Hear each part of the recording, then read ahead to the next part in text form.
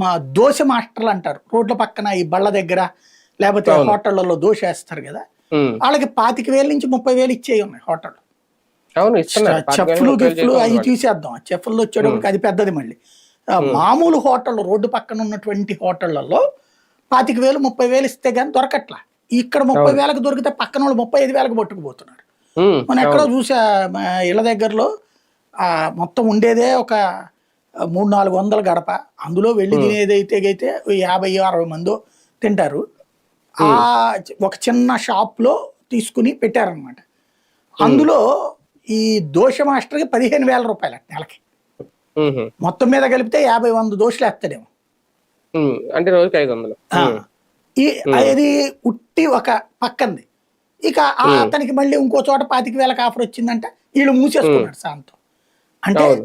దోశ మాస్టర్కి 25,000 లెక్క అయితే అనర్హుడుగా ఎక్కడ. ఉమ్. అట్లాగే మీకు ఇవాళ టిఫిన్ బోర్డులు ఎక్కడ చూసినా సరే మినిమం 15,000 రూపాయలు లేకపోతే మనిషి దొరకట్ల అక్కడ. అవును. ఉమ్. అప్పుడు వాళ్ళందరూ అనర్హులే అవుతారుగా.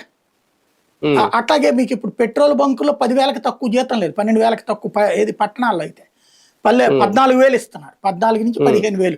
ఇవాళ ఇందాక ఉమ్. తెలుగుదేశం పార్టీకి సంబంధించినటువంటి వాట్సాప్ గ్రూప్లో చూశాను, అదేదో బాపట్లలో పెట్రోల్ బంకులో పనిచేయడానికి మనుషులు కావాలా, ఉమ్. 14,000 రూపాయల జీతము, అదే ఉమ్. 13,000 జీతము,